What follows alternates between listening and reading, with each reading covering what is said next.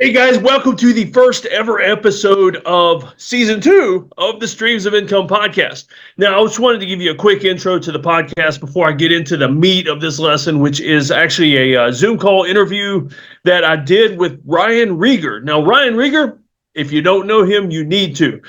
He founded the Streams of Income brand. He started this whole thing. He wrote the original book. And season 1 of the podcast, he's moved on to a new thing called Unleashed. And what you're getting ready to see is me on one of the calls for his Unleashed group. It's a pretty amazing group. And so be sure to check him out. I'm going to throw some info into the show notes if you want to check him out.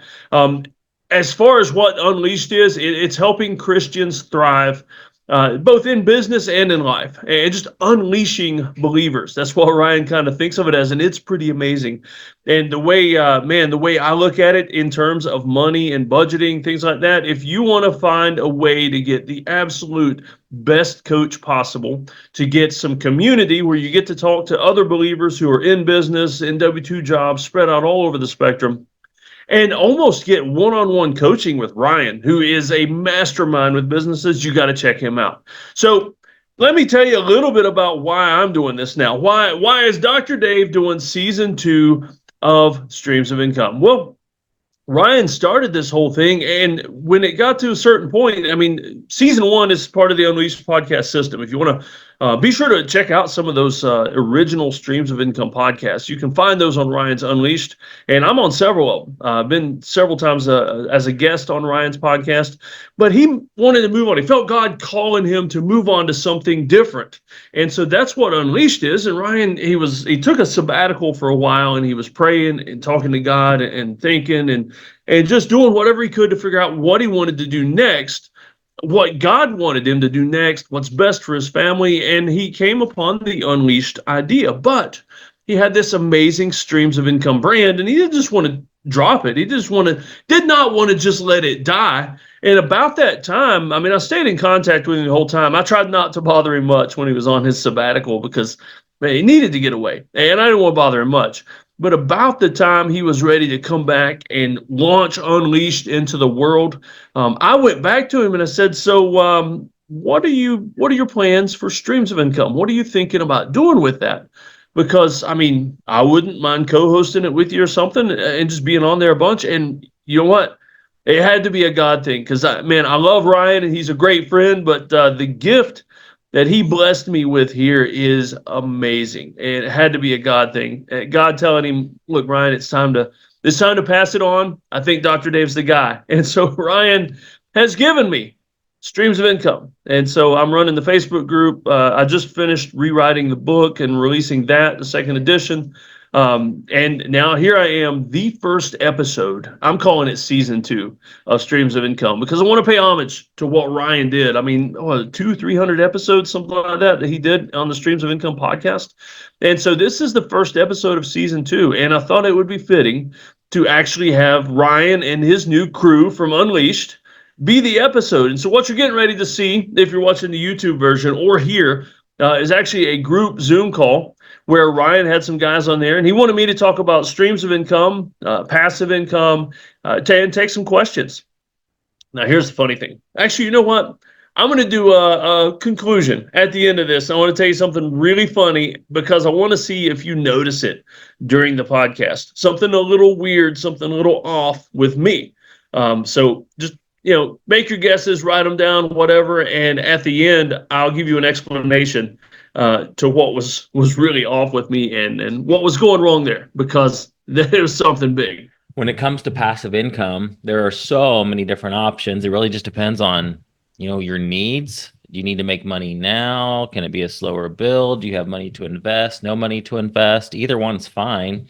Just changes what's available. And so Dr. David and I met through, I think first Dan Miller and his community, and then got to meet him for the first time through a good friend of ours named Kent Julian, who does speaking. That's another thing, guys. By the way, that's the benefit of a group like this is that if any of you are like, hey, you know what, I want to be a public speaker, want to go get speaking gigs, I got people that can help you do that. And we could easily bring Kent in. He would love to be a part of a group like this and come talk to you guys about what it looks like to go out and speak. And that's really one of the best ways to build a business is speaking, whether that's out offline, like out in front of, like Kent does associations and he speaks at conferences all the time, or even online, like doing webinars and doing online things for like even a podcast as an example. But Kent is a master at getting speaking opportunities, especially offline, in front of large groups. So he's got a whole method for that. So he and I, David and I met through Kent Julian's mastermind. It was not necessarily about speaking; it was just bringing entrepreneurs together. And I got to know him, and now he and I are really good friends. So you guys know that I had a podcast called Streams of Income for 5 years, and was wrestling what to do with that because I felt the Lord leading me in this new direction, but I didn't want to let all that streams of income stuff just die. I felt like there's just a lot of people out there that still need this, and I'm still going to talk about it. But the streams of income brand, I didn't know what to do with it. So I prayed about it, and Lord brought David to mind, and his desire. He already has a member, he already has a branding called Multiverse Streams of Income. So it was perfectly in line. He was already out there talking about different ways to make money online. He pretty much runs a membership community that I helped start called Passive Income Engines. And he's perfect guy to take on the Streams of Income brand. So he has already taken my book, Streams of Income, added to it, made it way better than before. And he took over a Facebook group that I had that I was doing nothing with. And he's starting to get leads almost every single day. I see new leads coming into that group because of what he's posting. Another off thing, just another tangent. If you're looking to build an audience online, having a free Facebook group is a great way to get leads because Facebook will drop leads right into your lap. You don't have to do this, but it's just a way to get free leads. So if you are looking to build a business around a certain niche and you want to build an audience, think about starting a Facebook group around that topic and just start posting really good content. And what happens is and invite all of us to come in and we'll help. I mean, that's how we can help each other. So, like Dr. David has Streams of Income now. And so we all joined that. Let's say it was brand new. He was just trying to kick it off. We all come in there and engage with the content. Facebook's going to see that as like, wow, this group's really, really happening. There's things going on here. And what's happening now is literally Facebook is suggesting people. So as people are going online looking for income opportunities or typing in that keyword or various keywords surrounding income into Facebook groups, it's pulling up the Streams of Income group that I created several years ago that Dr. David now runs. And literally people are asking to join. And the power of that is he's got questions set up at the beginning of the group. One of them is, do you want this free book, which is the one he just updated for him, and it bringing in leads into his email list every single day, and Facebook's doing it for him for free. So that's a powerful start. We could always dive deep into that if that's a strategy that any of you guys want to talk about or think about or want to know more about. So all to say is he took over the Streams of Income brand. He's a perfect guy to do it. He has a passion for it. He loves helping people create streams of income. So he's here to talk to us about that. Now, Dr. David, I know you're doing this for your podcast as well, which you started a new podcast called Streams of Income. He took over the brand. Is there any season way 2 you want me to do this that lends well to you using this as a recording? Oh, no. It'll be fine. Okay. Just like a group interview kind of a thing. Okay. Yeah. Sounds good. Yeah, he lives in South Carolina. He lives on a farm. He and his wife homeschool their kids. It's so cool, some of the stuff he does. I hope he'll talk about it. But one of the most fascinating ways he makes money is user-generated content videos. So we'll get into that because that might be a fit for some of you that are interested. But I guess, David, why don't you just tell a little bit about your story? And guys, feel free to post questions in the chat and I'll ask him. Or if we have a point in the conversation, we can just have you just unmute and ask him, because I want to make this as interactive as possible. And I want you guys to be thinking about yourself, obviously. What are things that come to mind for you for passive income, because there's a small enough group here that we could even, like, hey, Cynthia, for example, what we could almost like drill down to you, for example, and but maybe able to go around the room, depending on who's interested, and just do a little brainstorm on what might be a fit for you. Because he literally almost has like a whole library of potential options to pull from that we can help see might be a fit for you. So, well, I guess why don't you tell your story and we'll start talking about passive income. Okay. I usually tell everybody since I'm 49 now, and since I was 17, I've been in jobs where people shot at me. Um, Went in the military straight out of high school and went into disaster management. And so when 9/11 happened, I was part of the crew that started the Department of Homeland Security, and so we like actually started that whole department. And I used to respond to disasters and set up field hospitals, during hurricanes, terrorist attacks, things like that. And you know, now I've got 5 kids, and I like being home more. Before I didn't mind deploying all the time, I didn't mind being on the road all the time, but I like to be home with my kids now. And so I like creating all these streams of income that some of them are passive, some of them are recurring. I'm very curious. I have a curious nature, and so some of these, I try to not get people to jump at every shiny penny of streams of income. But what I like to do is try the ones that seem interesting, but also be quick to drop it if I need to. And so I'll mention a bunch of stuff tonight, but as I mentioned them, if you want to ask questions later, or if you want to stop me in the middle and I can talk more about a certain one that maybe piques everybody's interest. And like Ryan said, if we get towards the end and we've got time, if anybody has any specific questions, we can brainstorm whatever. And I see a couple of these guys are from South Carolina. I'm up in the upstate in Liberty. And so I've got a little. We actually had 5 kids, and so we were living in a warehouse in Myrtle Beach, South Carolina, where I grew up.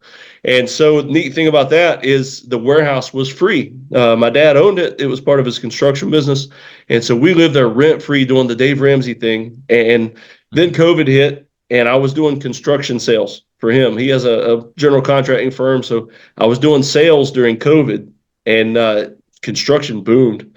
And so I made 6 figures that year just doing sales commissions, and saved enough money to buy this farm up here. And the great thing is, though, right before we decided to move, the fire department found out we were living in this warehouse illegally, and said, "You guys got to go."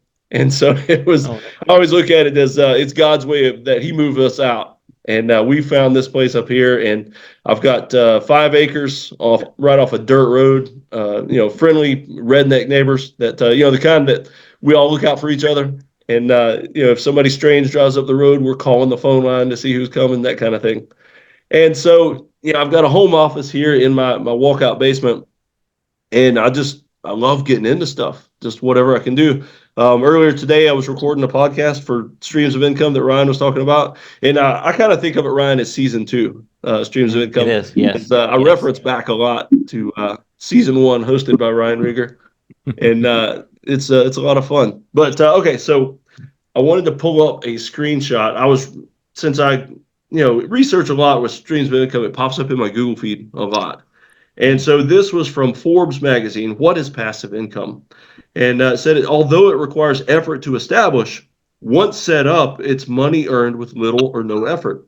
So hardly anything is truly passive. There are a lot of things where you can get it started, kick it off, like pushing a snowball down the hill, and it gets bigger and bigger and bigger. Oh yeah, John, I'm not showing. It's just on my phone. I just screenshot the article while I was reading it. But unlike active income, which requires continuous work, passive income streams can continue to generate revenue over time without your direct involvement. So that's just a common sense idea of it. But here's the scary part. We think nowadays a lot of people would know what passive income is, or know opportunities, or maybe even sometimes we think we're behind the 8 ball, and it's too late for us to get into all this because everybody else is already doing it. Well, here's a recent article from the Motley Fool, which, if you're familiar with that, they're a huge stock reporting company, big media company. They report on stocks, give tips, that kind of thing. They had an article on passive income, and the biggest thing they mentioned was CDs at the bank.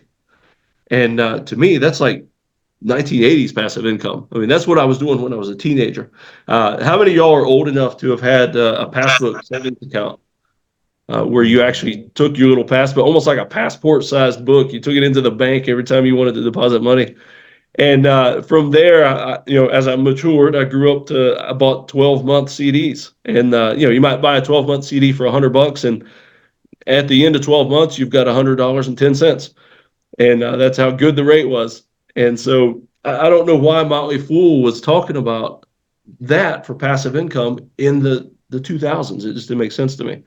So, all right. So one of my favorites, and well, I guess I should caveat, I'm not an accountant, not a financial advisor, not a real estate agent, none of that. Just a multipreneur, an entrepreneur trying everything to see what fits and to see what God has planned for me. So cryptocurrency is one of the areas where I dig into. And it is very risky. First thing I tell people when I mention crypto, and I see Jeff's in here. Me and Jeff are friends from a group that has done a lot of crypto stuff in the past. And I always tell everybody anything with crypto, it's like gambling. And if you put your money into it and you wake up the next morning and there's still some money in there, be happy. So that's what crypto is. But as far as passive income, one of the things I do with crypto that it feels a lot safer for me is called HODL, HODL, and it basically just stands for hold on for dear life. And so I buy what I consider blue chip tokens, like crypto tokens that they run the backbones of the cryptocurrency market. And so we're talking Bitcoin, Solana, Matic, things like that. And some of y'all are probably familiar with these. But I don't buy, if I'm wanting to play it safe, I don't buy things like that Dogecoin that Elon Musk talks about every now and then. There's basically a coin out there named after every celebrity there is. There's probably a Snoop Dogg coin. Remember, there is a Shiba Inu. It's another dog coin. And I think Snoop has actually talked about that one before, and it always jumps in value when he talks about it, and then it sinks back down again real quick. And so that stuff is risky. And so when I hodl cryptocurrency, I actually do it as a dollar cost averaging, where I have a certain amount that gets bought every week in Bitcoin and in some of these other coins, and I don't touch it. I look at it once a month, unless something's happening and I'm just curious. I look at it once a month. And the thing about Bitcoin is, let's say I bought $1,000 2 years ago, it's worth 3 or 4,000 now. And to me, that's passive income. But let's say that 1,000 went up to 5,000. It jumped up. Well, the next day it may be at 4,000, and you think, oh no, I've lost money, but you haven't. You've made a lot more than that 1,000 that you started with. So that's up and down passive income, but it's one that I like, but because I like I treat it like a game. I would not do crypto unless it was extra play money. And so for me, it's like a video game. I just watch it go up and down, and I keep making a little bit at a time. And I think it's going to keep going up, though. In terms of crypto, another thing that I get into is called yield farming. And I don't do this. I've got friends that do this. And so what I do is invest in them. With yield farming, it's kind of like day trading the stock market, but with crypto. And I've got some friends that, man, they've got time to delve into that stuff and sit and do the day trading type lifestyle. And so what they do is they sell these NFTs. An NFT is kind of like if you're not familiar, it's a digital image that it has revenue backing. So in other words, when I buy this digital image, this NFT, it invests the money that I paid for the NFT into these yield farms. And so it's really easy to do, and there's no, if you're not familiar with cryptocurrency, there's no easy way to explain it. Dave Ramsey always says, don't invest in things that you can't explain or you don't understand. And I'm not doing the Dave Ramsey thing on that. So if you have a lot of questions about some of that stuff, I cannot explain how it works. But with yield farming, I know that my buddy Chris that runs a yield farming program, yield farming co-op, he calls it. He has been making money in up markets, down markets. He's figured out ways that it autocorrects on the investments he makes. And so right now, I've probably got a couple thousand invested in NFTs, and I'm getting return on investment pretty quick on that. And so that's passive for me because Chris is doing all the work, and all I had to do was buy the NFT. And so I love that aspect of yield farming. I just put some money in, I throw some money in the bank, and the bank throws money back at me, and I don't have to do anything for it. Let's see. Next thing on my list, if how many of y'all live in like rural? Rural. That sounded awfully like my accent. When I get allergies, my accent comes out more. But how many of you live out in the country? I do. I'm 15 minutes from the nearest town. How many of you just live in towns or suburban? Okay, the majority there. John Davis lives in the cornfields an hour west of Chicago. Yeah, Illinois is interesting because you get out of the city real quick and you are in the cornfields. And like all of a sudden, it's Chicago downtown. Next thing you know, you're surrounded by the children of the corn, and so it's kind of crazy. Like your doll behind you. John's surrounded by a brick wall. But real farming. So I mentioned yield farming, but real farming is something I do, but I don't do it in the traditional way. Um, let's see, you've got a couple questions, or let me answer this NFT question real quick before we move on to something else. Reggie asked, is there a typical cost for an NFT? Are they priced across a large range like stocks? They are.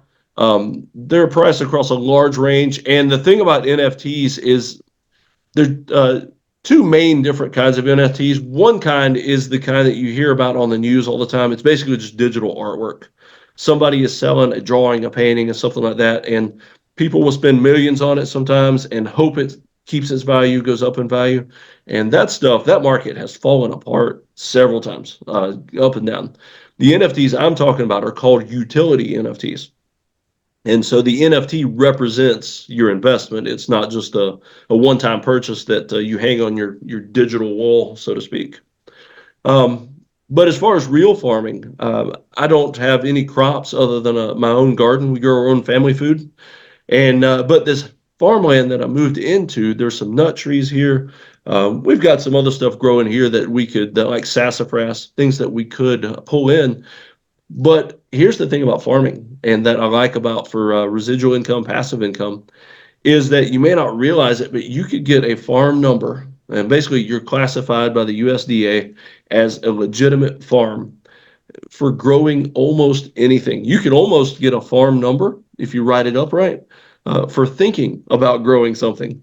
And the thing about farm numbers is here's one thing I like to do that I consider passive income that it's not traditional passive income, but when I can pass risk or save money in big ways by doing one thing, I consider that a big savings, and I kind of look at that as income.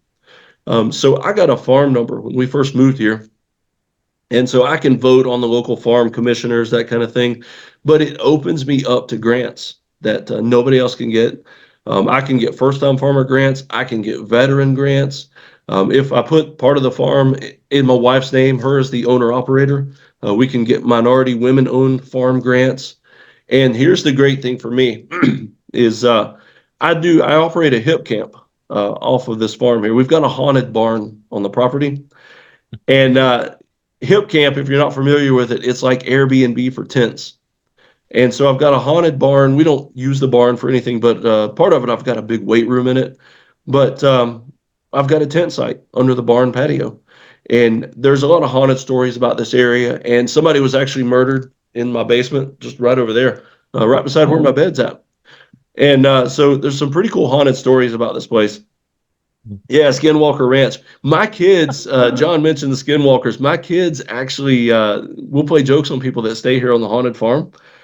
And one of the value added things I offer when they book a tent site here on my farm is I'll take them on a nighttime hike. And I've got this thing called an Aztec death whistle. And so it's just this big whistle. And when you blow it, it sounds like somebody screaming. And it's kind of spooky because I'll go out there and take these people out and I'll say, all right, we're going to get real quiet. And then you start hearing the bugs. And then I'll tell them I'm going to blow this thing. And even when you know it, even when you're the one blowing that whistle, when you're out there in the middle of the dark, flashlights off and everything, it's spooky to everybody. And so I love doing that. And the guests love it too. We've gotten some really good reviews on the Hipcamp. But here's the part where getting the farm number saved me a lot of money is the almost every state has an agritourism department. And part of the agritourism department is you get these signs that say any activity on this farm that you can do is inherently dangerous, and we are not responsible, and you cannot sue us for anything that happens to you on this farm. And so I've got insurance coming out the wazoo for just having a Hipcamp. Hipcamp has insurance. I've got basically a you can't sue me policy from the state of South Carolina because of the tourism, the farm number. And so that's one of the things I like to do. So if you're ever thinking about anything to do on your land, whether it's Airbnb, Hipcamp, doing classes, like Ryan, our old friend Dan Miller, who passed away last year, used to do events at his place in Tennessee. And, Dan was always the kind of person that just did things and just figured nobody's ever going to sue me because everybody in the world's kind. And I'm a little more pessimistic than that.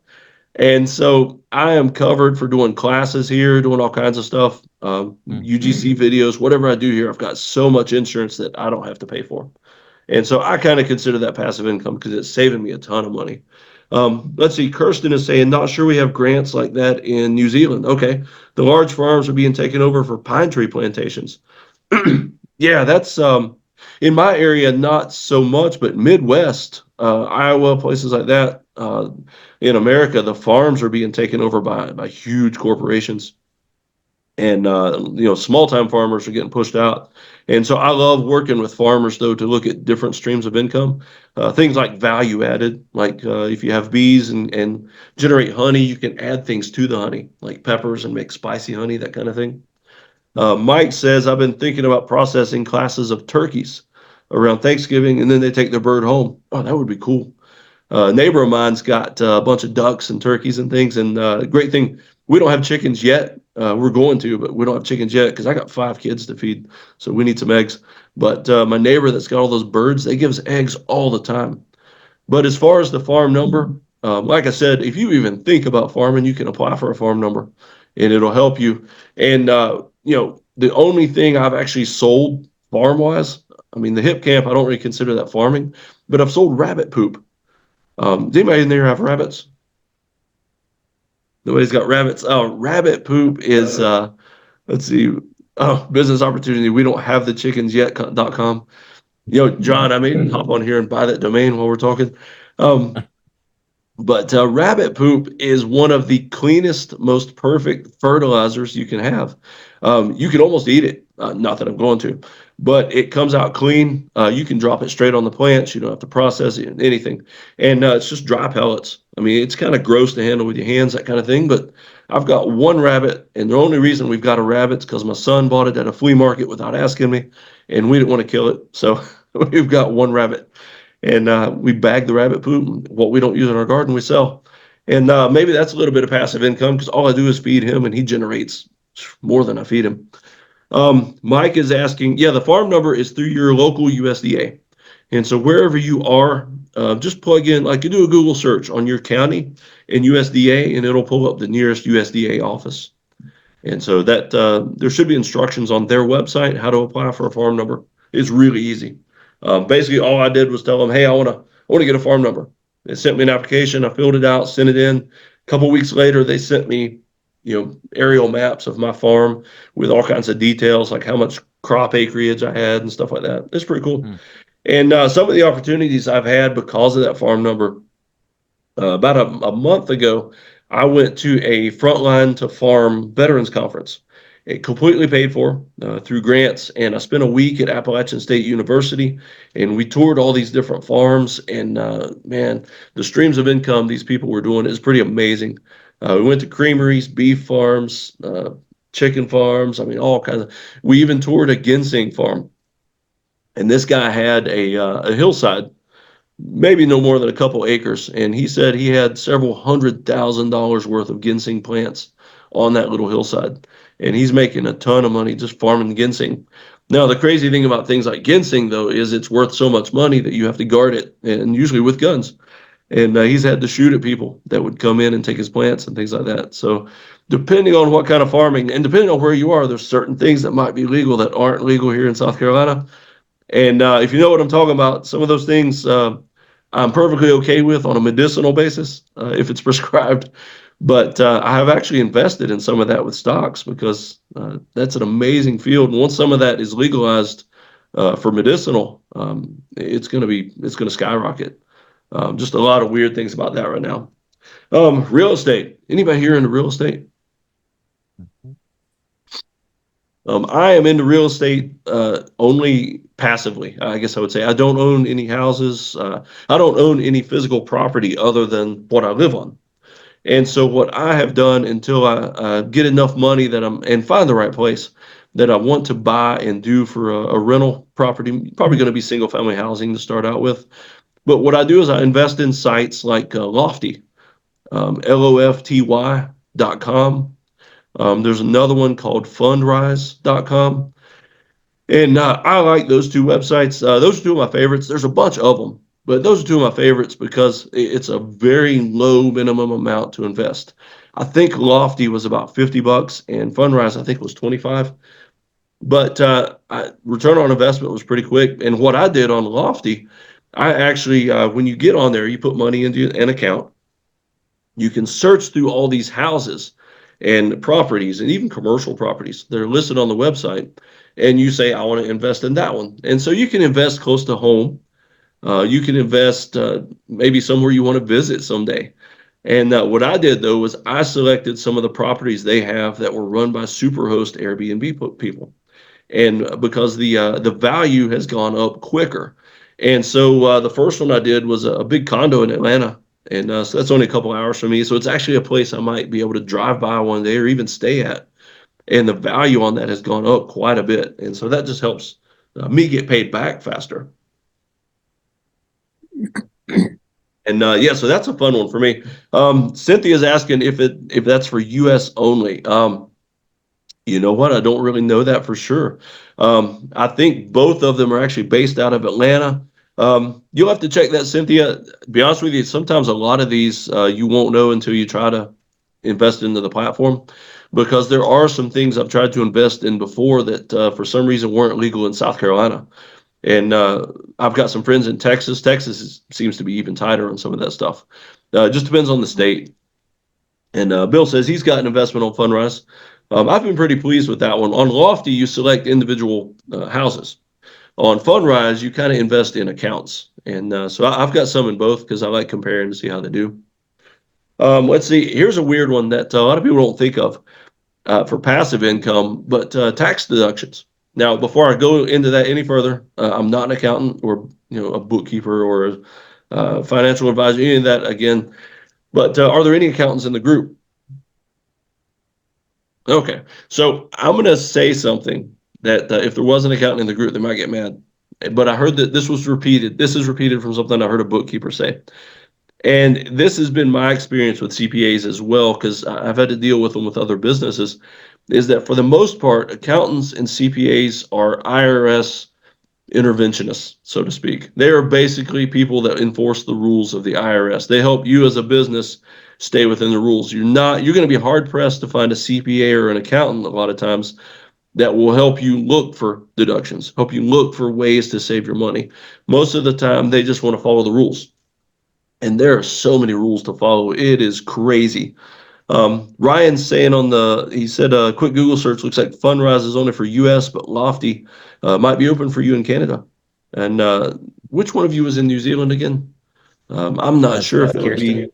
Okay, Kirsten, I'm not sure if it would be open across the big pond there, but you'll have to check that out and see. Maybe if it's open to you, there might even be some places over in New Zealand, who knows? But tax deductions. I try to do a lot of things that I can deduct. And like what I do mainly with all this multiple streams of income, all this investing, all the writing that I do, all my streams of income, I call it all a lifestyle business. And so basically, I don't stretch it too far, but basically everything I do is tax deductible in some way. Like I do UGC videos, Ryan mentioned that. And basically that's user-generated content. When you see those selfie-style ads on social media, that is user-generated content. They're meant to look like a customer's giving a testimonial, something like that. But those are actually paid actors. And a lot of times that's me. I've kind of built a really good niche around the middle-aged blue-collar guy because, the beard, the bald head.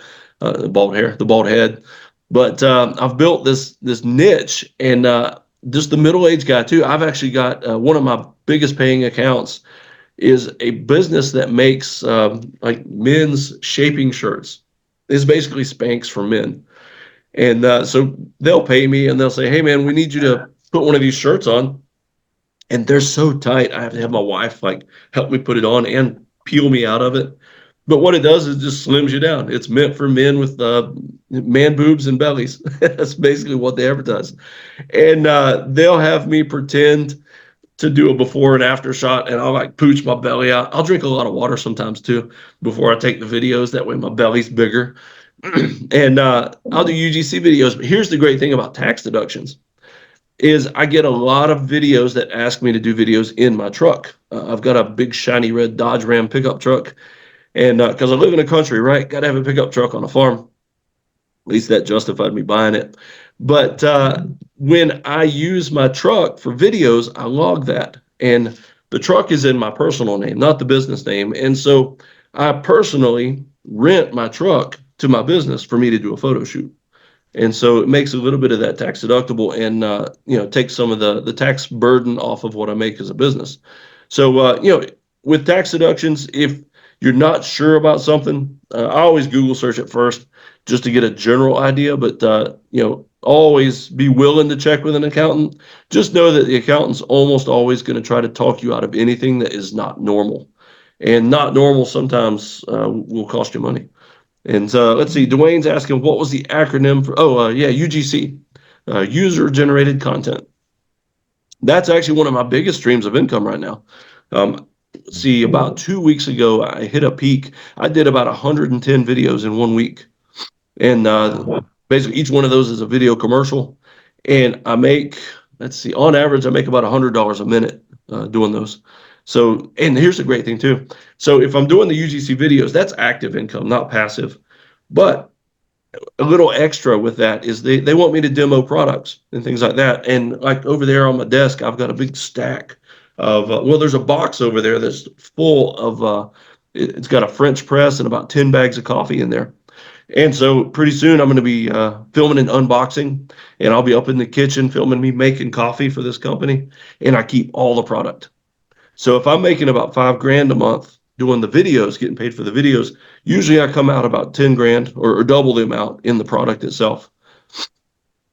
A couple of weeks ago, I had a guy from a jewelry company. He sent me a ring and a watch, and all I did was a 1-minute video with $700 worth of jewelry.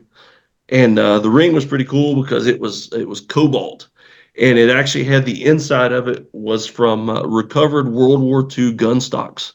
And so it was the same kind of rifle that my grandpa carried in World War II. And so I thought that was pretty cool, and I kept the ring.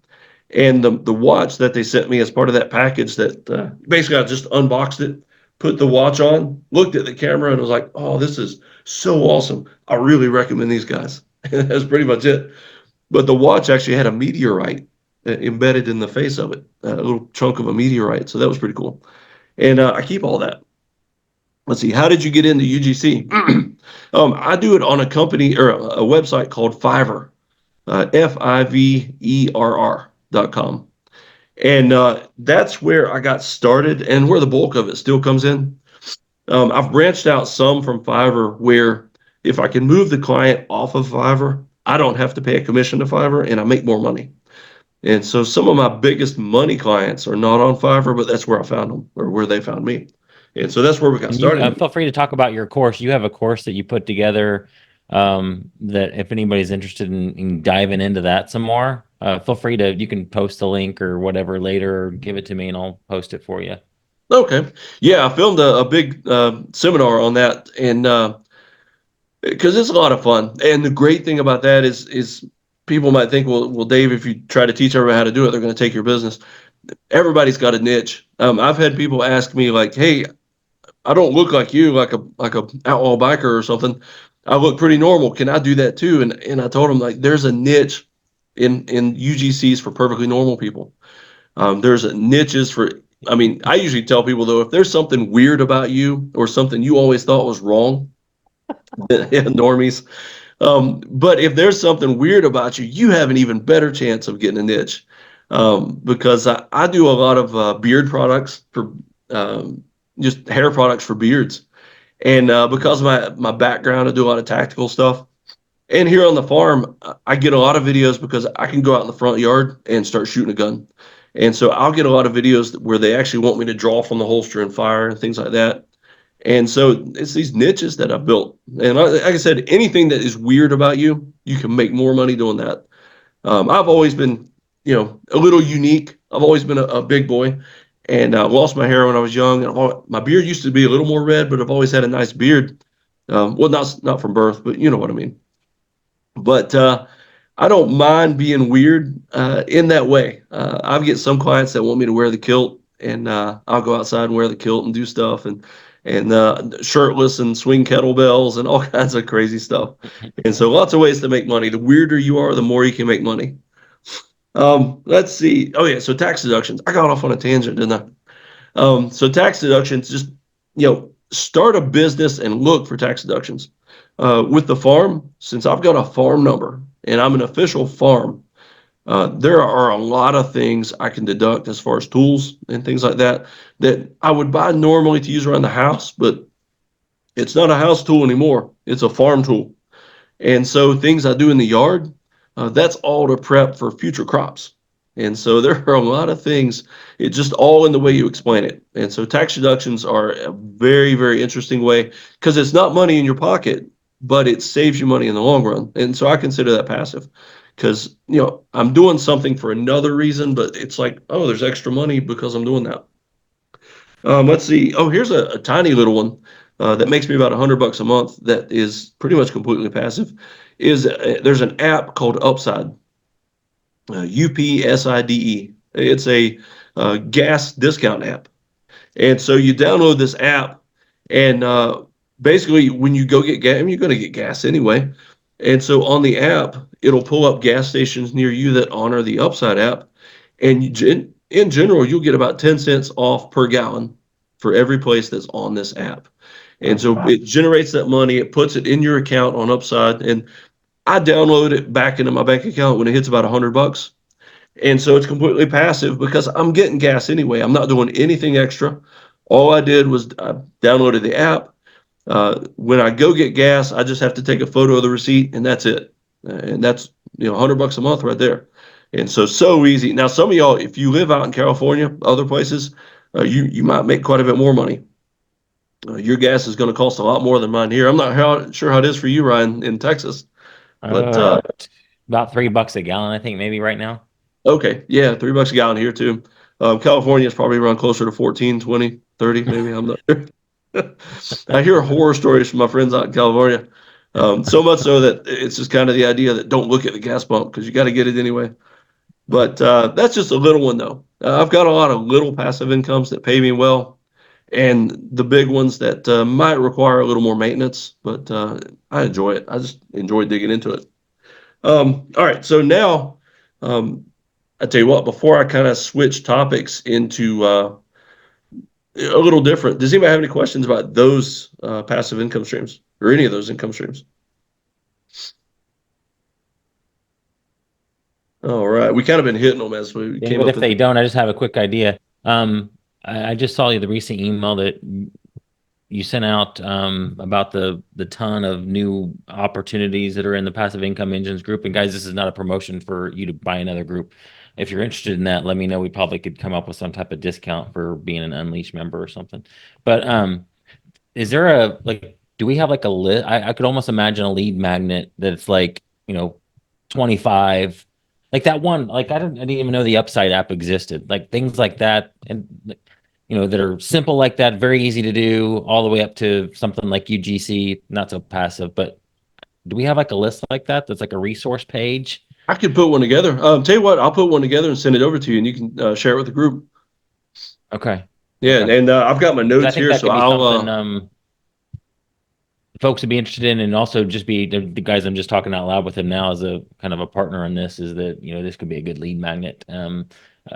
Get the top 25. Well, I guess David, whatever you think might be the most popular.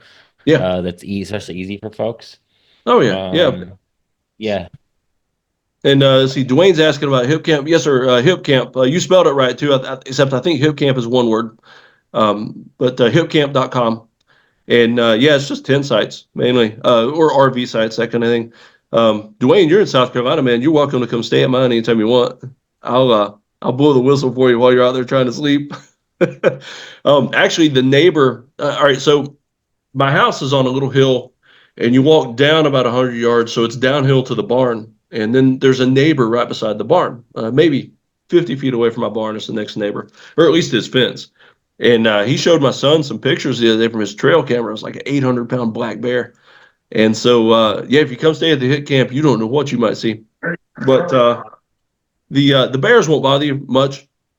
It's the skinwalkers that's got to worry about because you just disappear. Matter of fact, I've got a website set up, a ClickFunnels website for my Hipcamp site, and I'll give the link to Ryan later so you guys can check it out if you want. And feel free to steal any of my stuff. Just steal it, modify it, do whatever. Like my UGC ad on Fiverr, I send people to my account and I tell them like, hey, just if you're going to get into UGCs, copy and paste my description, change the names, and change it into your niche. I don't mind because plenty of money out there for us. But the on the website for my hip camp, there's actually I've got a little form on there that you can print out to leave with your family, basically saying that if I don't come back, this is where I was last seen. And so I try to scare people before they ever even get here.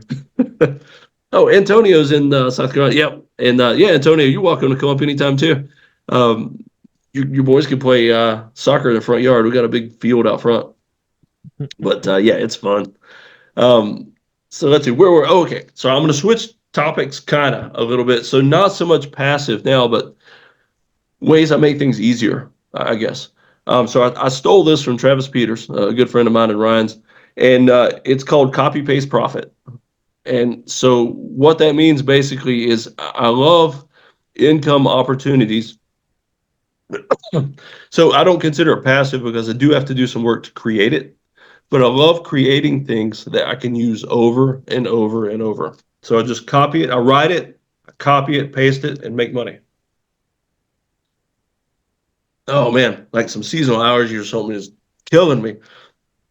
We got walnuts and pecans and stuff coming in, lots of flowers and stuff out. So let's see, any streams dealing with AI? Actually, I'm opening up a new one this week, Dwayne. For those NFTs that my buddy Chris sells, I've been doing the AI art for those.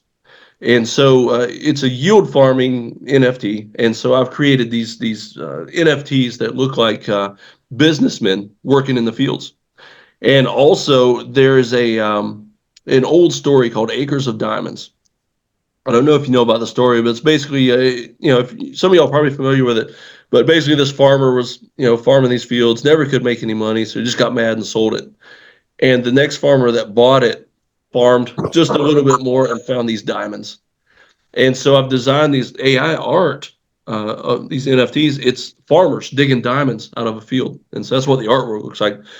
But so many people love those that people are approaching my buddy Chris saying, I want you to set up an NFT program for us, and I want to pay Dr. Dave to do the art for that. And so that's like a whole new income stream I never even thought of, because I was just doing it for fun, just messing with AI art just to kind of figure it out. And so it's one of those fun things that I'll be able to make some money off of now, and kind of cool. Let's see, deaf blind farmer. What do you think? Deaf blind farmer. That would be hard to do. I'm not sure what you mean about that, though. Do you mean like farm therapy or something different than that? And because that's actually a really neat value-added niche for farming is farm therapy, dirt therapy they call it, forest bathing. Let's see, kirasotudu I think is the Japanese term for it, but just people getting out in nature. Horse therapy is a big thing. And so, like I said, you can get a farm number and do farm things without even getting your hands in the dirt. Dwayne's asking. That's actually, let me jump in real quick. That's Kelvin Crosby, who I had the pleasure of talking to today on a one-on-one call. Amazing guy. He has a radio show, a podcast, and he calls himself the deaf blind potter. So he does pot. He's blind, and he can. I guess he can hear through hearing aids because I'm able to have a conversation with him over Zoom. but he does pottery and talks about his story and does testimonials about how God has changed his life. He has an incredible testimony. One of his Wow. dreams, though, is he wants to have a place where people could come and do pottery with him. And he was asking like well, he was telling me that he needs a place where there's really good clay in the ground. And I said, well, where in the world is that? Well, we're in the U.S. He mentioned North Carolina, for example, but you're just south of North Carolina. I wonder if there could be a potential partnership with you and him. I don't know what it looks like to bring a bunch of pottery wheels. If that's something that could be done, Kelvin could probably jump in if I know he's at the airport, I think. But I don't know if that would be I just thinking right out loud now. I told him I'd try to make some connections with people I know that have land. So Yeah. you're one, you'd be totally up for something like this because it would bring people on your land. I bet you could probably charge them to stay Yeah. there. He could conduct a class. There's probably some synergy in that. Oh man, Calvin, that's like agritourism at its best, man. The neat thing is Oh, my house. he said he has the wheels and the kilns. So I don't know Okay, if that's yeah. Kelvin, I don't know if that's something that's like could be like mobile. Can you bring them in and take them out, or would they have to stay there the whole time? Um, so The you I've can got a answer that. huge wraparound porch on my house, and I mean, like the one side of the porch that's the widest, you could probably fit 30 people out with wheels and kilns, maybe 10 to 15 people comfortably. But I mean, Yeah. it would work because we got plenty of water hoses, all kinds of stuff, the kind of stuff Oh, you'd need. cool. Yeah, he And says you can make it mobile, so that's awesome. oh yeah, yeah. Okay, Ryan can give you my email and everything, and feel free will to get do. in touch with it. The hill that my house is on, I think the entire hill is nothing but red clay. I'm not sure. You know more than me. I just know it's red clay that my kids track in the house all the time. But you know more than me if it's something that you'd have to like really work to refine that kind of thing. But man, get in touch with me. You're welcome to come visit anytime and check it out. I That's had so some old awesome. ladies on the farm, and I say old ladies. I don't want to be insulting. I mean, they were a lot older than me, but I met them on Facebook in one of those local groups where like what's happening in your town kind of group. And they just did a Facebook post and said, "Does anybody have any land where we can come forage?" And I was curious about what's growing on my property, and I got back in touch with them. Cynthia, yeah, Cynthia, you're probably way younger than these ladies were, so if that gives you an idea. But I got in touch with them, and they came over to my house and spent probably 5 or 6 hours walking around my property in the woods.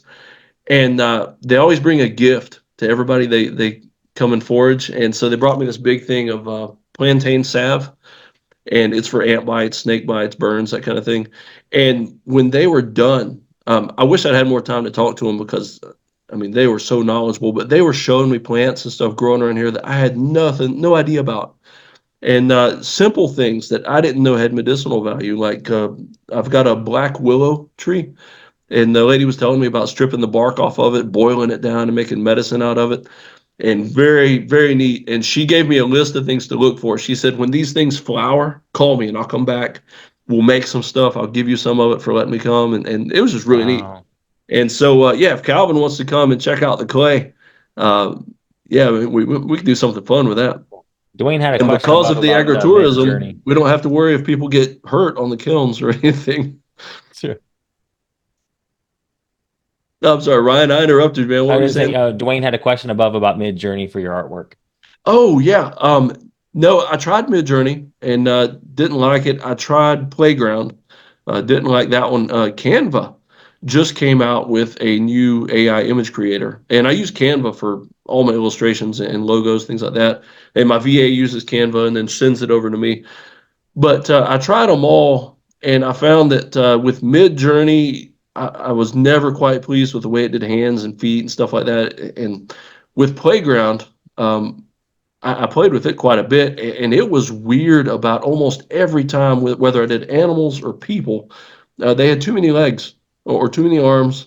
And, so I don't think AI is going to take over the world soon because it can't figure out that people only have two arms. But I have had the best luck with Canva using the AI image generator on Canva. I think you do have to have a Canva Pro account, but that's only like $120 a year. And I use it a lot for homeschool. Like my daughter is my 10-year-old daughter. She's writing a book as part of her language arts curriculum, and it's about a skunk that he's got no friends because he stinks. And so he runs into this unicorn. And so the whole book, though, she is doing all the art for the book using AI art from Canva. And so it's designing the whole book on Canva too. And so that's a lot of fun. Let's see. Copy paste profit. That was where I left off last. And so copy paste profit. Like I'll just give you a for instance.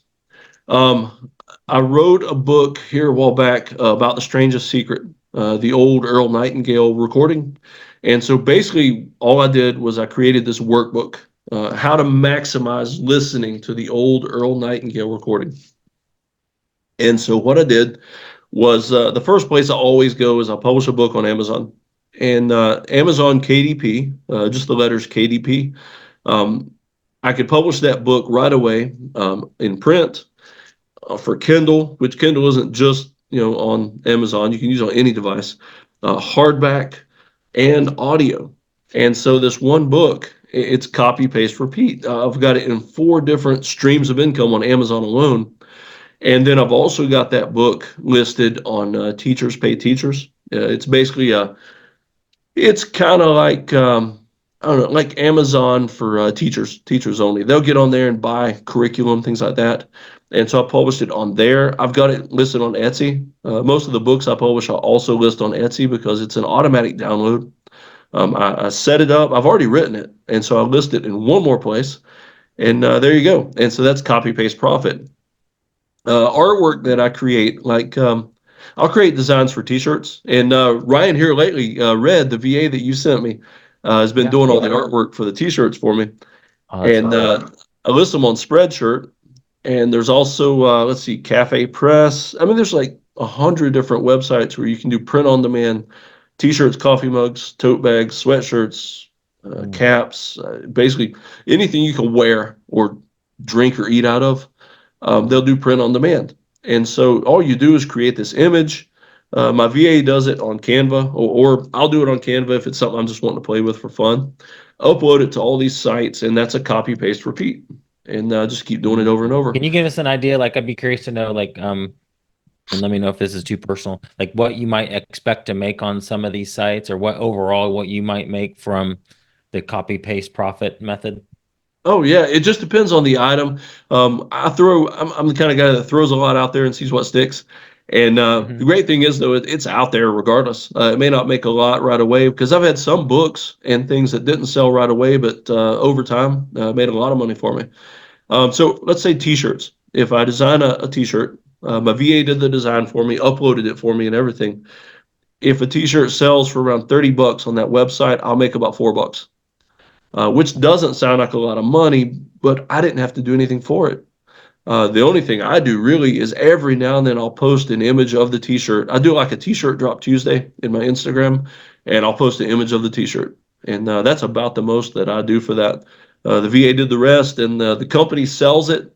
And the great thing about Spreadshirt is if you've monetized YouTube, your Spreadshirt designs will show up under your YouTube video description. And so if you've got YouTube monetized, that's another way that other stream of income ties in. And so that's pretty cool doing it that way. So that's copy, paste, repeat. Books, I'm making more money off audiobooks than anything now, Ryan.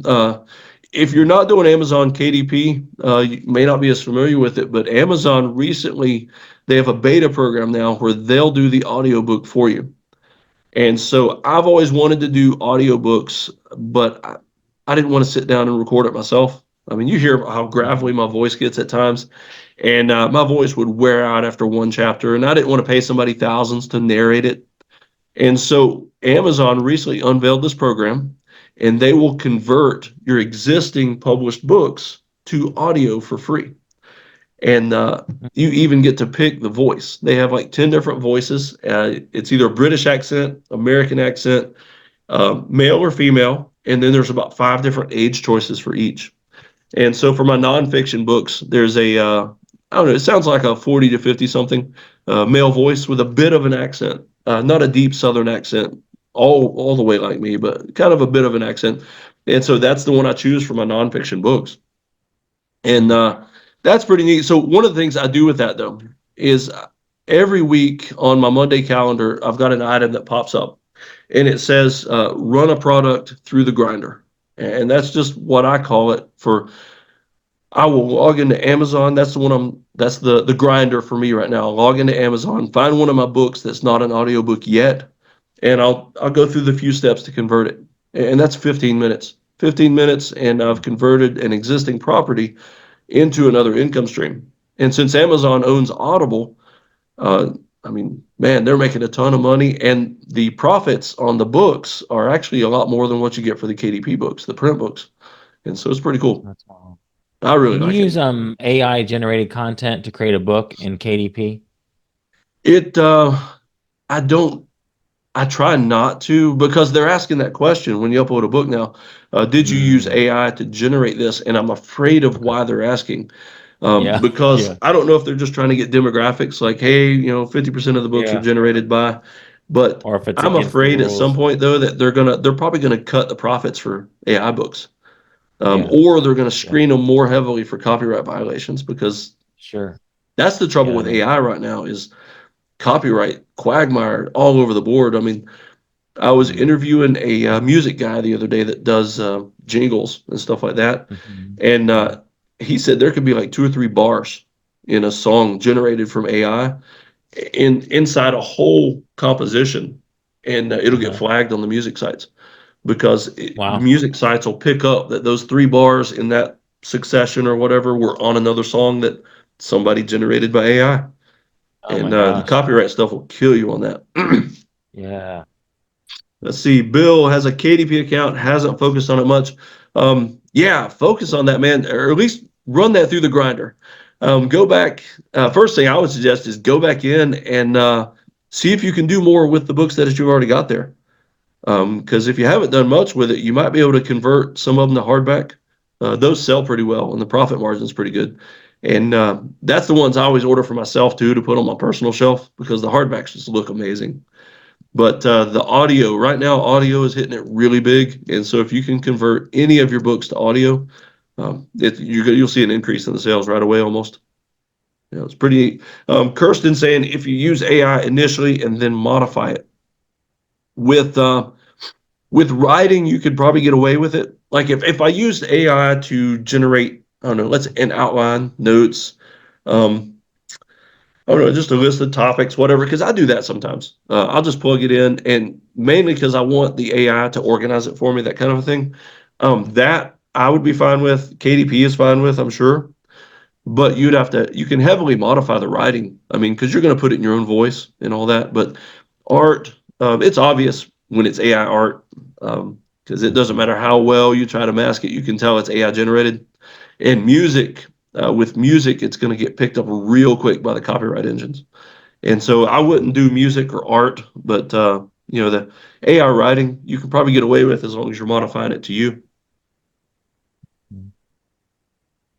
And let's see. All right, the last thing I'm going to mention, and then y'all throw questions at me if you want to, is automate or delegate. I've got a poster on the wall right above my monitor, and it says a couple of things. The first thing it says is, do I have to do this in the office, or can I take it outside? Because I want to go out on the porch and work as much as possible. I just like fresh air, and I like sunlight. And so I'll take the laptop upstairs onto the porch, work outside. But the second thing it says is automate it or delegate it.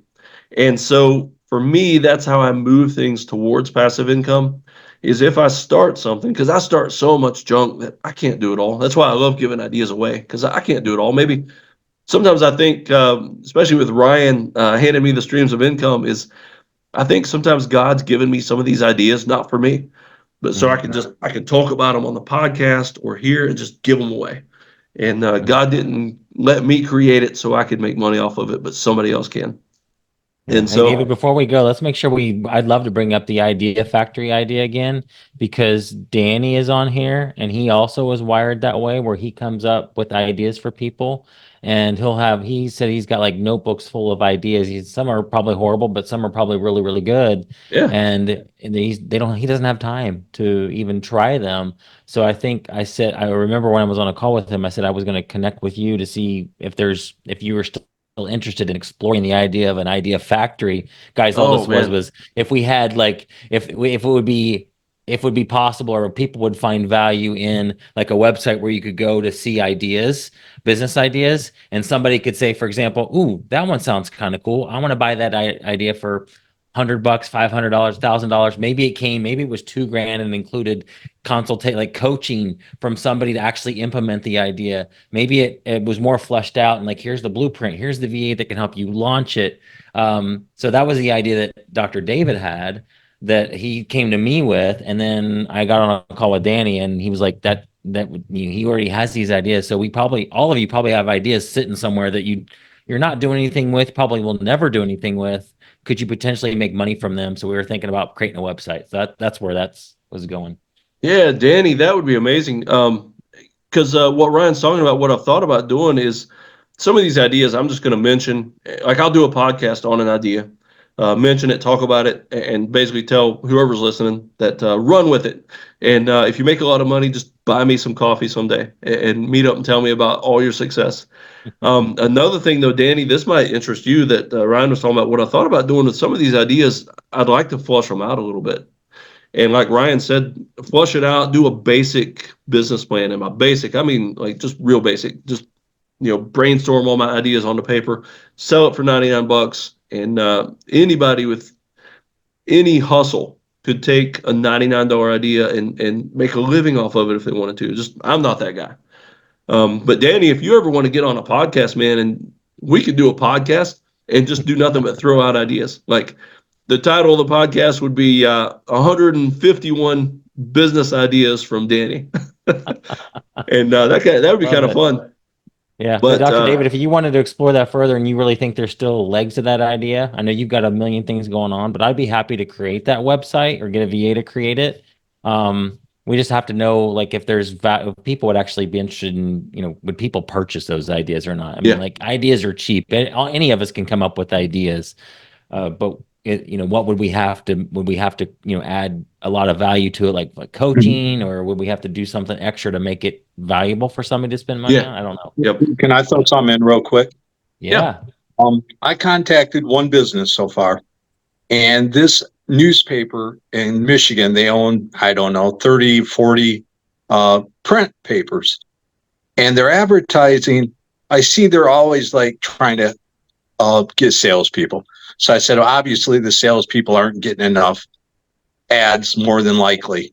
So I sent a email and a letter to the owner of the distribution, and we talked. And I'm telling you, like, we already came up with some ideas that are going to get him new advertising. Wow. So I don't know if I screwed up or not, but here's what I did. On the smaller ads, I'm going to get $60 per ad.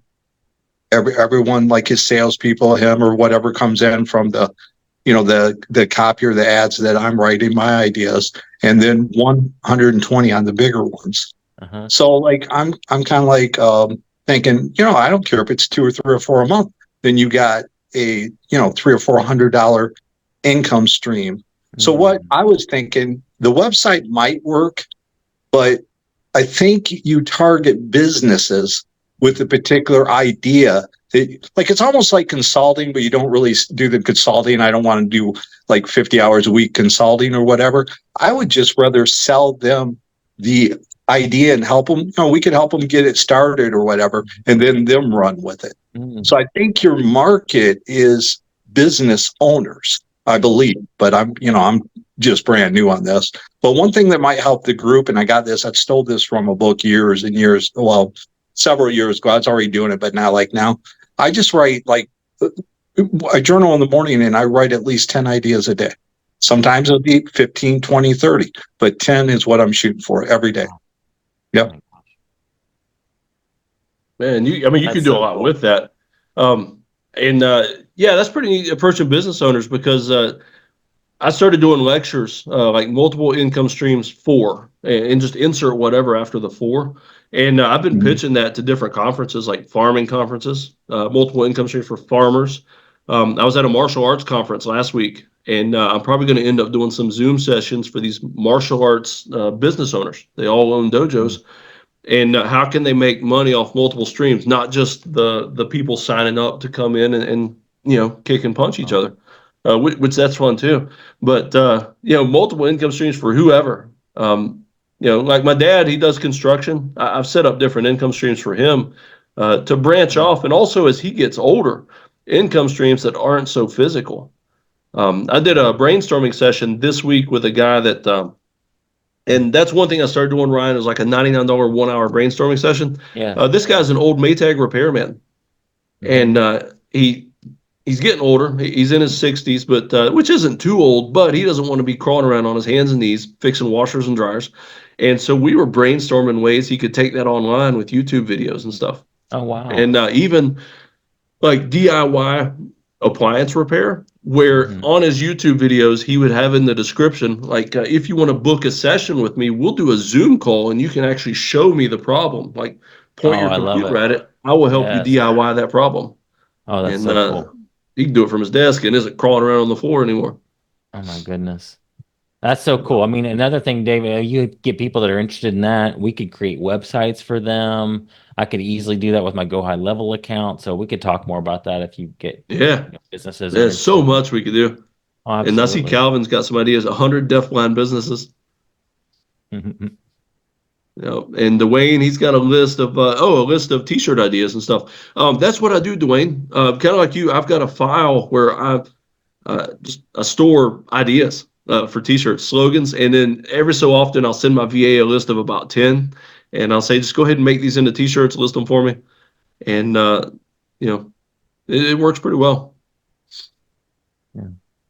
Well, what questions do you guys have? I also want to be respectful of time. If you need to drop off, just drop off. But for those of you that want to hang out a little bit longer, I got time as long as Dr. David does. This is fascinating. I always learn something new when I talk to him, a new idea he's trying out. Yep. Mike says he crawls around on the ground fixing lawnmowers and tractors. Yep. We need to figure you out some streams. Reggie wanted to know again the kind of whistle that you blow on your walk. Oh, it's called an Aztec death whistle. Y'all want me to have one of the kids bring it down and I'll blow it? Sure. Why not? Yes. Hey, all right. Let me step away for just a second. I'm gonna scream upstairs at my kids and have them grab it for me. Oh my Lord. You guys have any questions you can think ahead for him? We can do a little brainstorming if you want, your specific situation, if you want to. If not, no pressure. All right, one of the kids is bringing it. I keep it in the bathroom right beside my Indiana Jones idol. I've got a replica of the idol from the first Raiders of the Lost Ark movie. No way. Yeah, it's actually a movie prop too. A friend of mine gave it to my son. All right, so I got this off Amazon, and so it just looks like a death's head. All right, this thing's really loud. Y'all ready?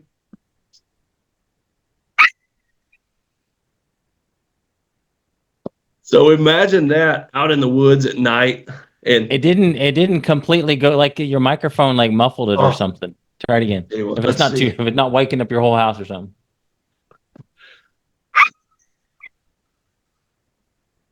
So like it only did the first like half a second of you blowing it. It doesn't go through well. I tell you what, go on YouTube or something or TikTok or whatever, and put that in the search. And the tech and probably this my microphone is probably blocking it out. Yeah, it's scary at night though, and guaranteed to attract the skinwalkers, and so a lot of fun.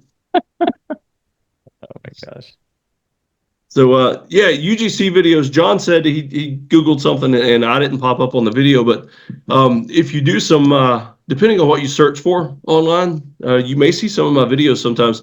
I've done a lot of ads for like tactical stuff, erectile dysfunction medications, because the middle age thing. And the scripts are like married, it's not risque or anything. It's like talking about married stuff. And but I hit that age, and I make a ton of money and keep all the product. I like it. I enjoy it because I get to keep a lot of stuff I would never buy myself.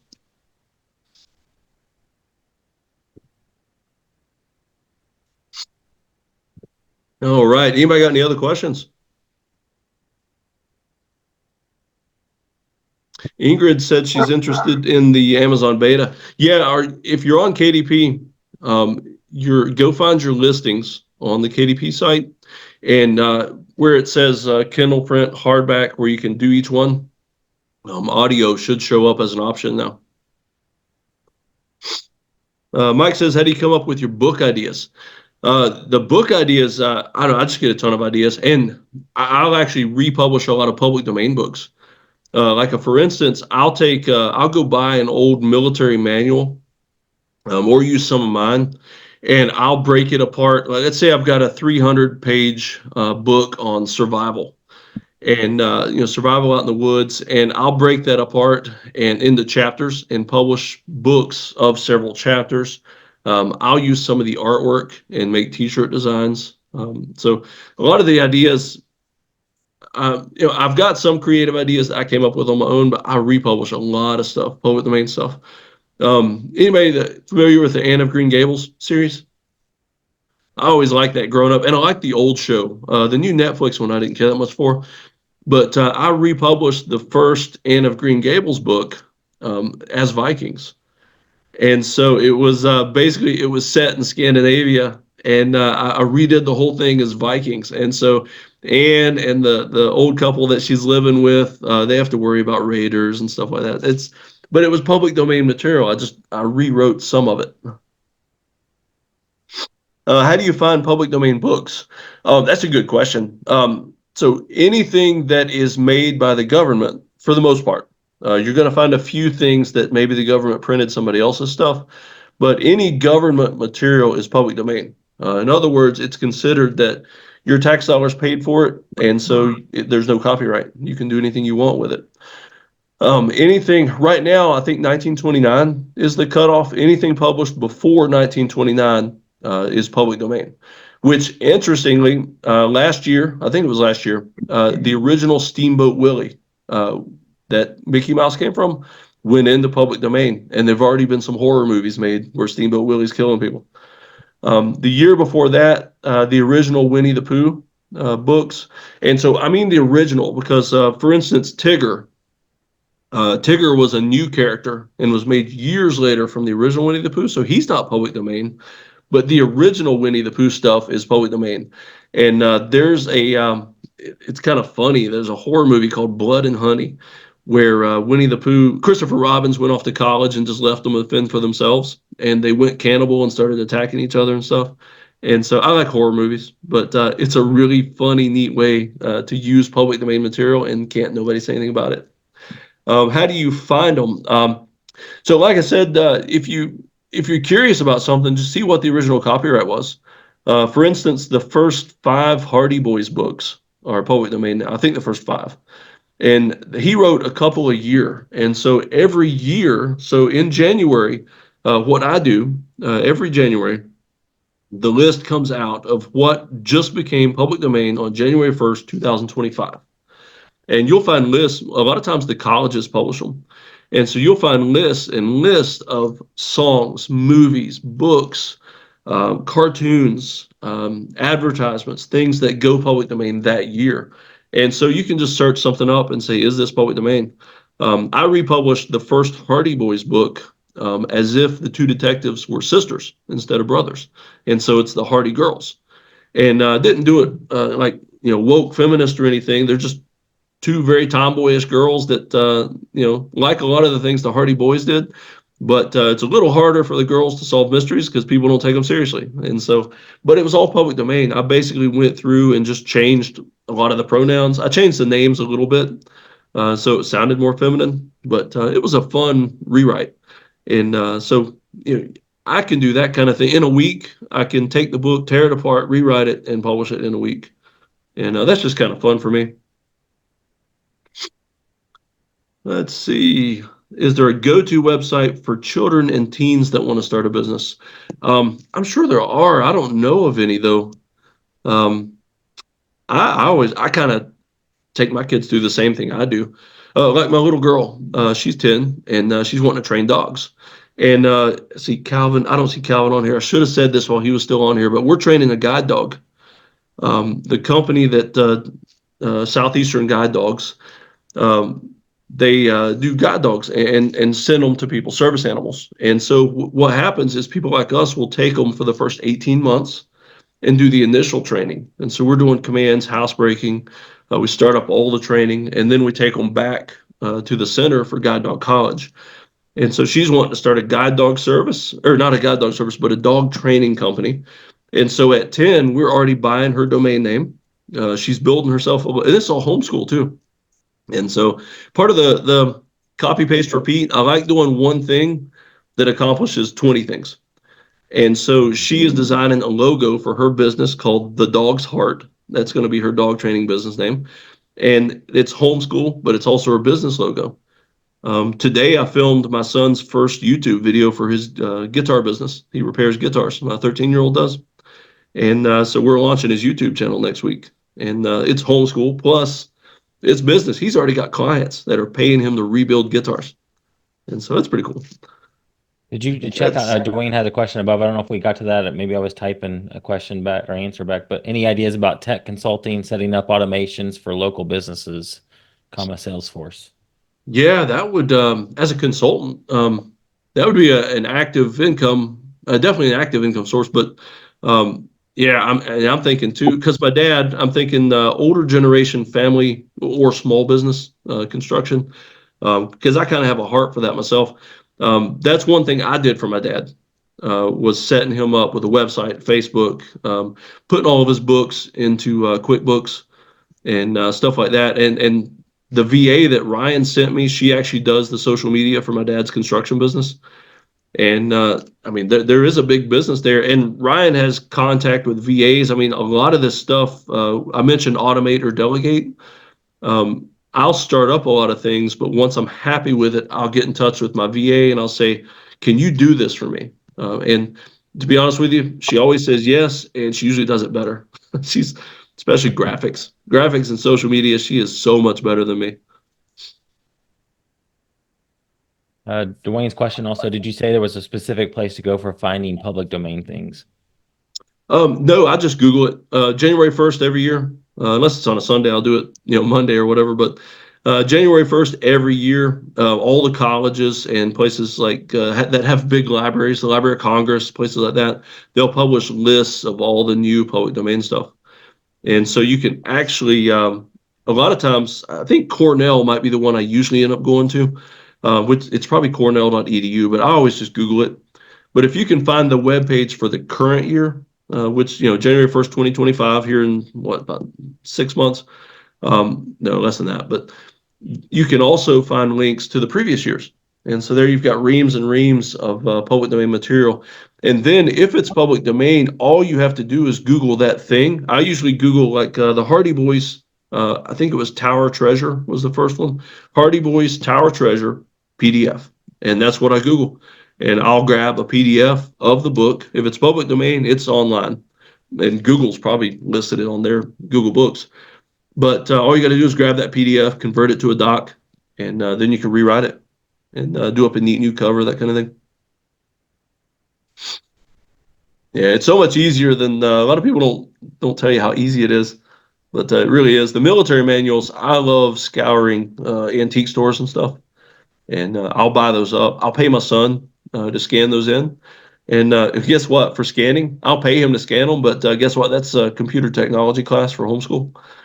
And so he scans them, formats them, that kind of thing. So it's pretty neat.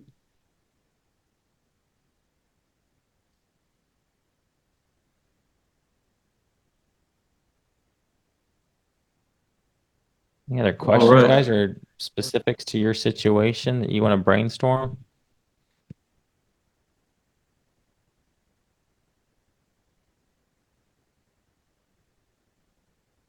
What do you, when you're in a group of people and, like, let's say your 5 top easiest passive income ideas that that are pretty stinking passive, what do you say? Obviously, I know tonight you mentioned in Fundrise and Lofty, those would probably be in the list. Sounds like Upside might be in that list. Yeah. I'd say Fundrise, Lofty, Upside, the crypto HODL. That's the easiest thing to do. Crypto yield farming, it's a little more work. Like you actually have to learn how to do the crypto wallets and things like that. Mm-hmm. That's what I would say is the easiest. And yeah. Yeah, that yield farming stuff, I don't know. or you're doing the NFT stuff with Chris. He actually has a program where he'll manage the farm for you. I actually have, and I don't talk about this, guys, because I've just started like playing around with it, but I've been in for over a month, and it's been the most reliable income in the crypto space that I've ever seen. Now, David, you run that group essentially. Do you feel like that's the safe? I mean, you have to realize the values can go up and down, and that can be a little bit unnerving. But even when we, like last week when the market tanked, that's the day I made the most money Yep. because of the fees. And so my US dollar value of my portfolio went down, and it's still a little bit down compared to when I first started. But essentially, I'm making transaction fees. Do you feel like that's of everything that's in passive income engines that's crypto based? Do you feel like that's like one of the best ones? Yeah, absolutely. And Chris, I've known Chris long enough that I trust him, but better than that, I think, is that he's putting my money in the same farms that his money is in. And Right, I know because exactly. he is on a path to retire this year. Well, And he quit just his job because of this, guys, and I can probably, yeah. So it's basically yield farming, and I'll type it in here. If you want to do more research about it, we could even probably get Chris into this group to talk about it. But essentially, he explained it to me like this. You guys know when you go to an airport and you're traveling and you can, or and you exchange your money. You know, you got USD and you're trying to turn it into euros or whatever Japanese yen if you're going to Japan. Well, you look on your phone and it may say for every US dollar you're going to get 85 cents in euros because the exchange rate. Well, you go to the place and you give them your money, they may offer you a rate of like 80 cents, so it's less. And the reason why, they have to make money, they have fees. And so in the crypto world, if I want to, and David explain, if there's anybody else here that knows better than me, feel free if I butcher this, but essentially they're also these these exchange stations, essentially. It's not the right word for it, where I can take Ethereum and I can exchange it for something else, but there's a fee involved with doing that. If if I own that business, if I own the exchange booth, I have to have money in that cash register. I have to have Ethereum. So in the real world, I have to have USD. I have to have some euros. I have to have some British pounds in this. So I need cash in there. Well, in the crypto world, you can own one of these exchange booths and you provide the liquidity. So you're opening up. I'm open for business essentially, and I have Ethereum, I have Arbitrum, I have these these other currencies, and I'm providing liquidity in exchange for that. When somebody comes along to my booth and they exchange money, I get the fees. That's a very simplified way of explaining it. And so when I put, let's say, $1,000 into this liquidity pool, then all the transactions that happen between, let's say, when people are exchanging Ethereum and Solana, for example, I will get a portion of those fees for the day. So let me just put this in real world terms. If I had like just in on that, like right now, I'll just tell you the numbers. Either in my USD value, there's like $16,000 in there that I've put up. Now I put up more than that, but the value's dropped in the last week. Over the last few days, it's not been as good, but yesterday I made like $88 completely passively just in the fees. On the day the market tanked, I made 400 and some dollars in that one day because of all of the people selling. And so when they sell, there's fees still. And when they buy, there's fees. So I win no matter what. Now it is a little unnerving to go into my account and see that I put in, I think it was like 20 something. Now it's like 16 something that's in there. But I don't lose, I'm not losing any of the actual tokens. The value of the tokens just went down. So when it goes back up, it's going to be nice again. But it matters, but I'm still making money in the fees no matter what. Did I do a good job of explaining that, yeah, David? yep. And yeah, I mean, when the market's good, your coins appreciate, and when the market's down, you're Yes, still and you making in on choose those the fees. tokens. Now, Cynthia, I don't know much about all this, to be honest with you. Like, I don't know the details, so I just pay Chris to run the farm for me. And so he takes a cut for running, because you have to manage, like, be in range. You have to, I can't explain that part of it, but he manages the farm. What Dr. David was talking about is you can be involved in these farms just by saying, hey, Chris, here's $1,000, and it goes into a larger pool with a bunch of people, and he farms with that larger pool of money, and everybody that's in that pool will get paid out according to what they put in. So, I guess thinking about it that way, the way I do the NFTs and everything, it's kind of like a mutual fund versus yes, day trading. exactly. Like Chris day trades. He spends a lot of time basically day trading crypto. I just bought the mutual fund, and it's invested Yes. in Chris's money. That's a great way to explain it. But he actually, because of this being so predictable, now it's up and down. The values can go up and down, but the fees are, you're going to get fees. Now, he's been averaging around 15 to 20% return per month. He had a job at Whataburger in corporate down in San Antonio, and he's been doing this for a while now, and he built up his portfolio enough that he was confident enough to quit his job doing this. So as long as you're okay with the volatility of crypto, it's a good thing to look at. And it's been fun to see the passive income. I mean, it's very passive for me, extremely passive. I do have to go on there and set up my Spritz wallet to bring the money into my bank account, but I don't do any of the work at all of it. Yeah, I mean, basically that's the same as just withdrawing it. I mean, take your money home. Exactly. Yep. Yep. Danny was asking if I sell physical stuff other than print on demand. I do a few things. I mean, like the print on demand sites, I think most of my t-shirt designs are on like 40 different products. And so you can sign up and you can buy everything from, kids onesies to tote bags, coffee cups, t-shirts, whatever. But I still do the traditional eBay and everything too. I'm a comic book nerd. That's how, like, my first, my undergrad college, I paid for by selling my childhood collection. And I still like to pick up comics at garage sales and things like that. And then I'll resell them on eBay. And so that's kind of a fun thing for me, though, because I just like buying comics. I'm a big nerd with all that. That's awesome.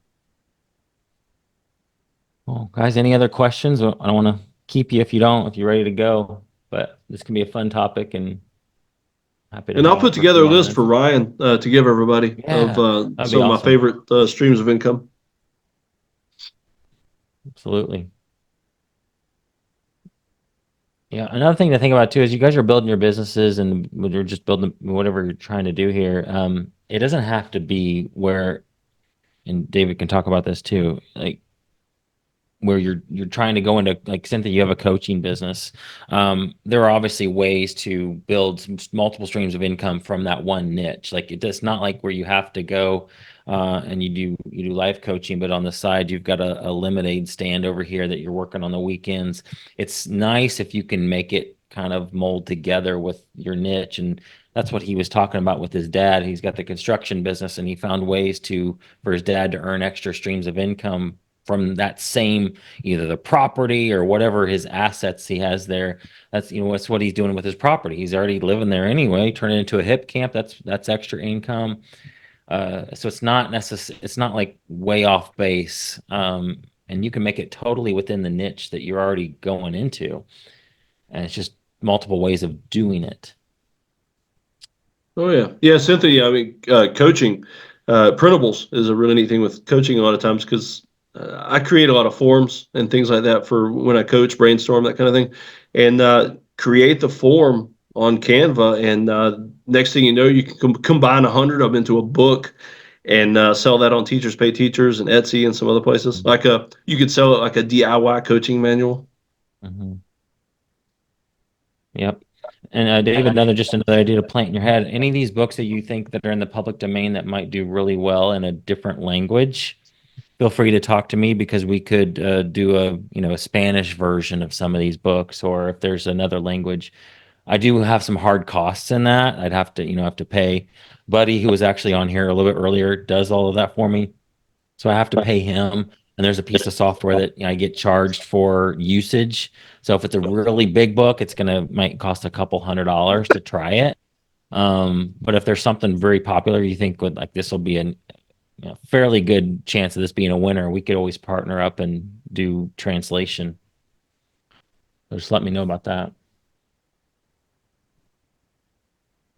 Cool. All right, Danny's asking, do you suggest selling physical products you have passion for, or anything that profits well, that has good profits? I stick to passions because if I'm not careful, I'll try to get into everything. And comic books, I know well enough that I know how to increase the value in the way I list it, the way I talk about it. And so you're not going to catch me getting into coins or stamps or other collectibles, although the desire has been there. I know better. So I stick to passions when I deal with physical stuff. That's good. I think Danny's typing something else. He's got his cell phone. You can unmute too if you guys. We got a small enough crowd. You can unmute if you want to talk. Yeah, Mike, you sent a message to me, but you meant it for David, I think. Oh, was that the one about the chickens? Yeah, you got it? Okay, he resent it to me. Yep. Oh, okay, good. Okay. Yeah, Mike's gonna get me set up with some chickens. Awesome. Go ahead, Danny. Yeah, why I asked about the past product? I used to sell a lot on eBay, and now really I buy and sell instruments, and I thought about doing that because I love like basses and stuff. And I've been trying to think of multiple. I play, so I've been thinking of multiple ways I could make streams of income playing. Like one thing I did was by accident I sent a friend a birthday rocked up version of "Happy Birthday to You."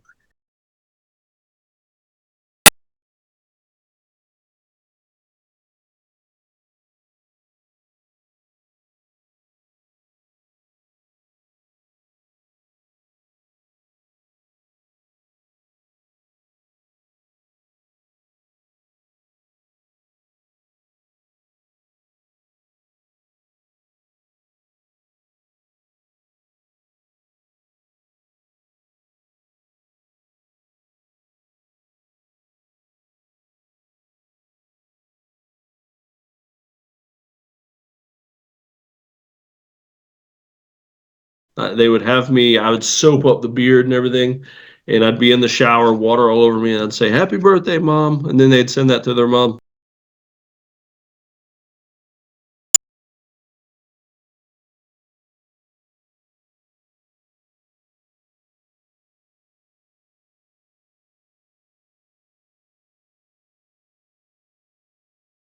Heavy metal versions of different stuff. And as far as copyright goes, it's kind of up to them how they use it. If you're just sending it to them, you probably wouldn't get in trouble for that.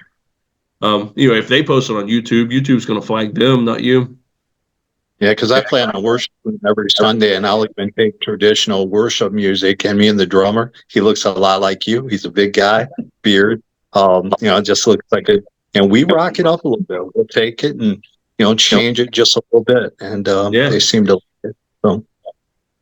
Yep. Cool. There's some couple of young black guys I follow on on TikTok that they do old school hymns, heavy metal. It's just a drummer and a guitarist, and they do them real funny though, and so it's pretty cool. Me and my kids like to listen to them.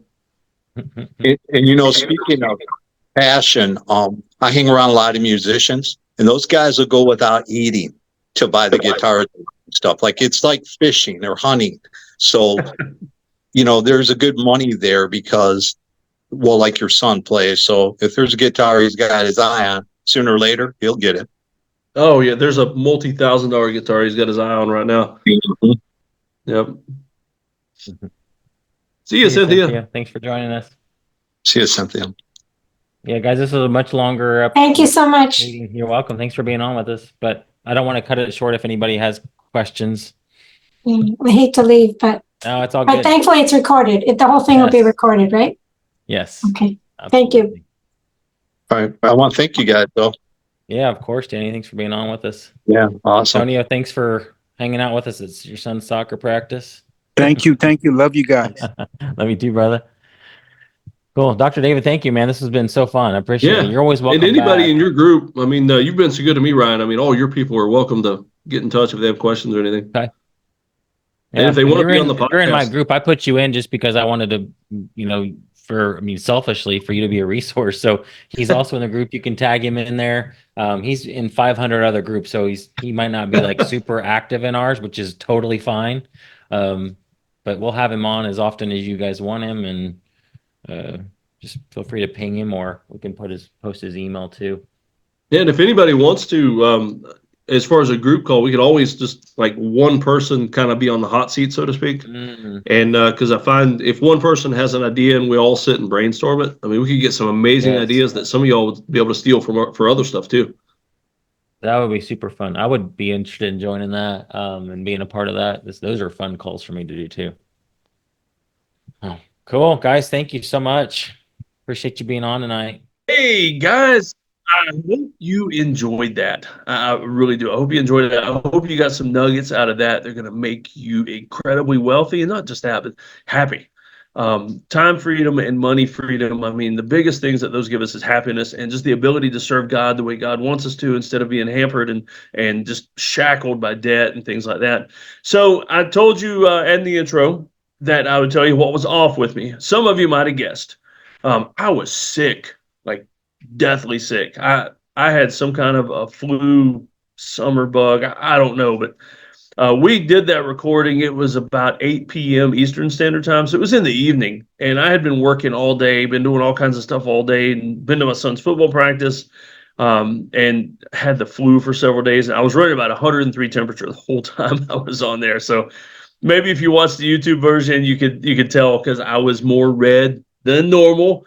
And my voice was way off. Sounded like I was chewing gravels, and or the frog in my throat or something. So if you guessed Dave was sick, you were correct. That was it. But I really enjoyed doing it. So I hope you enjoyed it too. And so be sure to come on back, check us out again, and stay tuned for more episodes of Season 2 of the Streams of Income podcast, hosted by me, Dr. David Powers. And y'all take care.